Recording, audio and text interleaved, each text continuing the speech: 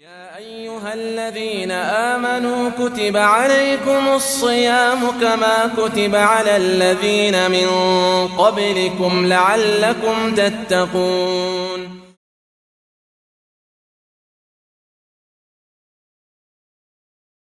بسم الله الرحمن الرحيم. الحمد لله رب العالمين، والصلاة والسلام على أشرف الأنبياء والمرسلين نبينا محمد وآله وصحبه أجمعين. أما بعد.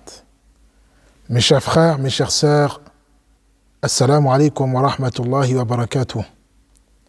C'est un plaisir de vous retrouver pour ce 15e rappel, pour ce 15e jour du mois de Ramadan.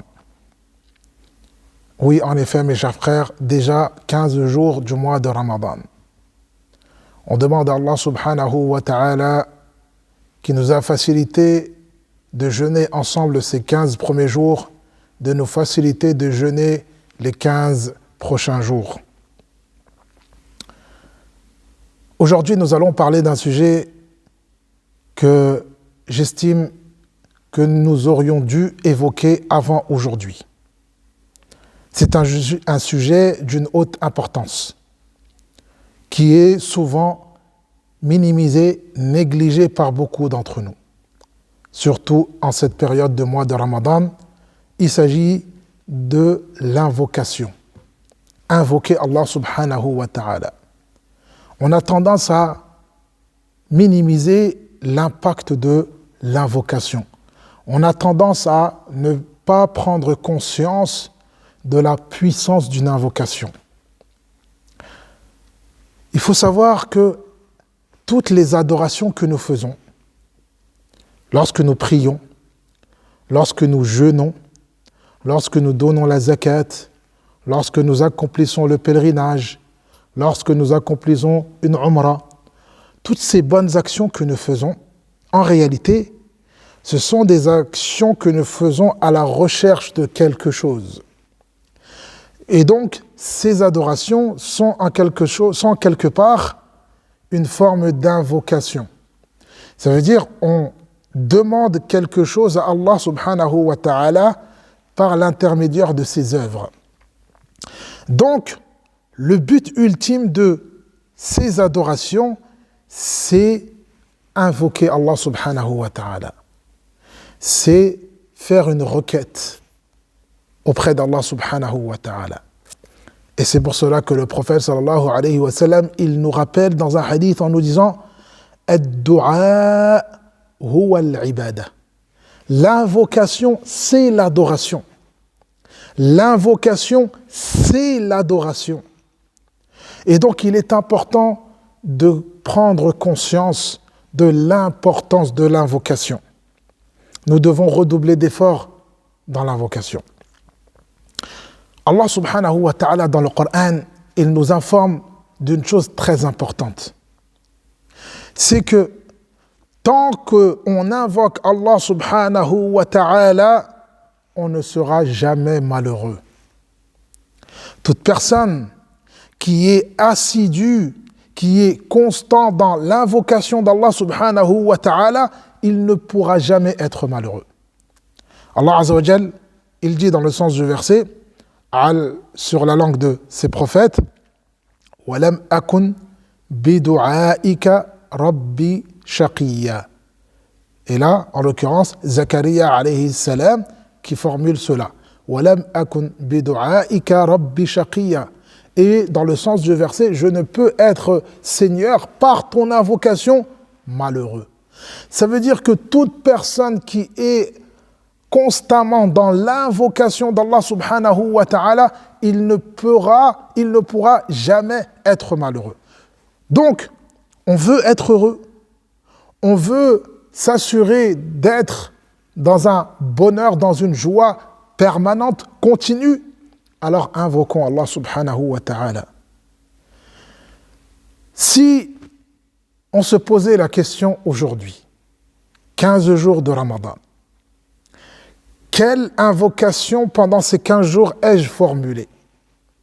Si je devais faire un bilan sur mes invocations, est-ce que les invocations que je vais formuler sont des invocations dignes d'une personne qui a vraiment invoqué Allah subhanahu wa ta'ala, digne d'une personne qui pourrait s'appeler une personne qui a invoqué Allah, qui a imploré Allah subhanahu wa ta'ala. Est-ce que je peux me décrire comme étant une personne qui a réellement imploré Allah subhanahu wa ta'ala pendant le mois de Ramadan?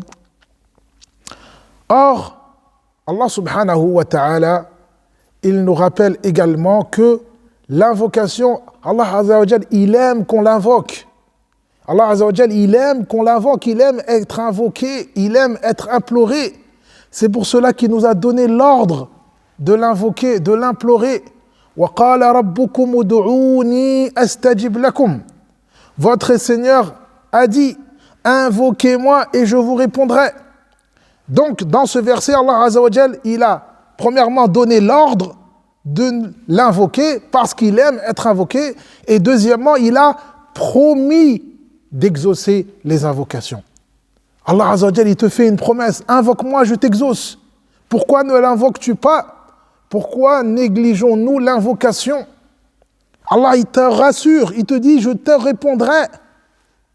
Astajib lakum. C'est une promesse. Et les promesses d'Allah subhanahu wa ta'ala sont toujours tenues, elles sont toujours vérité, elles sont toujours respectées.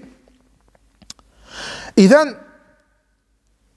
notamment lorsqu'on est dans la période du jeûne, la période du jeûne du mois de Ramadan, l'invocation elle est encore plus importante.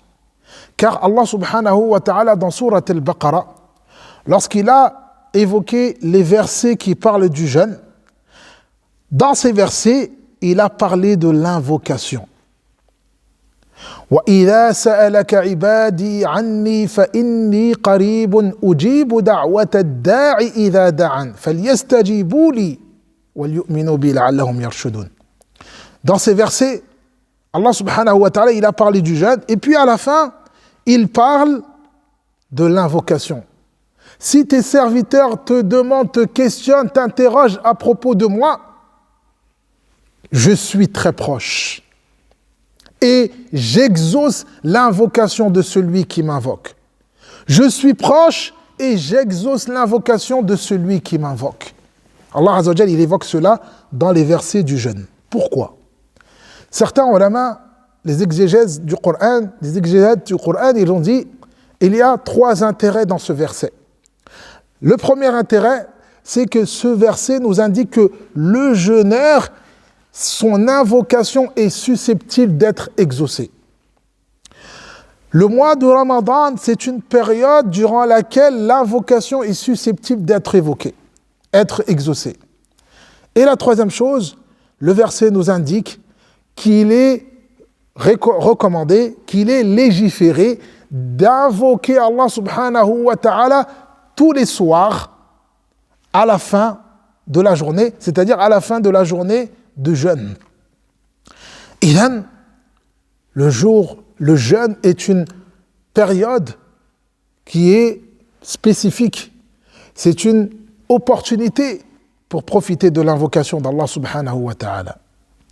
Le prophète sallallahu alayhi wa sallam, il nous encourage à invoquer en état de jeûne. Il nous dit qu'il y a 3 catégories de personnes dont leurs invocations ne seront pas rejetées. Si elle n'est pas rejetée, c'est qu'elle est acceptée. Qui sont ces 3 catégories de personnes? Il y a parmi elles le jeûneur. Dans une version, le prophète sallallahu alayhi wa sallam, il dit « As-sa'im hatta yuftir ». Le jeûneur jusqu'à ce qu'il rompe. Ça veut dire dès lors qu'il rentre en état de jeûne, jusqu'à ce qu'il rompe, il est dans une situation, dans un état où il est susceptible d'être exaucé. Son invocation, elle ne sera pas rejetée. Dans une autre version, le prophète sallallahu alayhi wa sallam, as-sa'im hina yuftir. Donc, le jeûneur, au moment de la rupture, c'est-à-dire, les ulama ils disent, juste un petit peu avant la rupture, c'est un moment qui est susceptible d'être exaucé. Et aujourd'hui, Allah subhanahu wa ta'ala, il a fait que ce 15e jour soit un vendredi. Le vendredi est un jour spécifique, un jour durant lequel il y a ce qu'on appelle Sa'atul Ijaba, l'heure où les invocations sont exaucées. Et cette heure, c'est juste un petit peu avant le coucher du soleil. Donc, il y a aujourd'hui principalement, on est vendredi. Juste un petit peu avant le coucher du soleil, c'est un moment opportun. En état de jeûne, durant le mois de Ramadan, Allah Azza wa Jal nous a donné l'ordre de l'invoquer. Il a promis de répondre et d'exaucer. Tous ces éléments sont réunis, toutes ces causes sont réunies pour que l'invocation, elle soit exaucée. Et then, qu'attendons-nous? Et surtout aujourd'hui, profitons de ce jour, ce vendredi, pour invoquer Allah subhanahu wa ta'ala, principalement, surtout, un quart d'heure, 20 minutes, une demi-heure avant la rupture.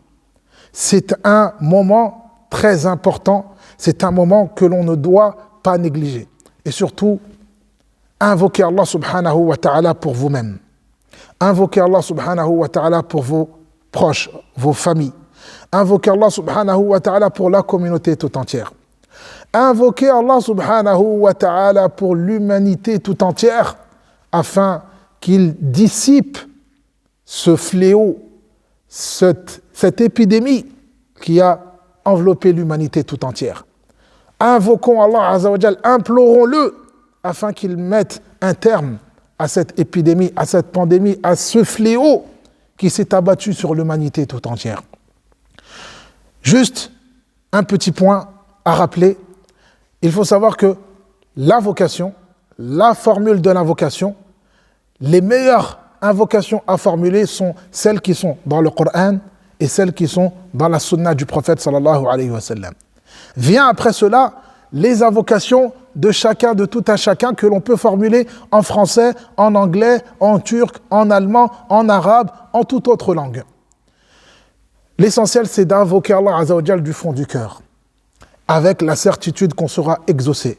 Comme le prophète sallallahu alayhi wa sallam, il nous dit « Ud'u Allah wa antum muqinouna bil ijaba » Invoquez Allah en ayant la certitude qu'Allah Azza wa Jal va vous exaucer. Car Allah subhanahu wa ta'ala n'exauce pas et ne répond pas à une invocation lorsqu'elle émane d'un cœur qui est insouciant, qui est indifférent, qui est vide. Et donc le cœur, il doit y être.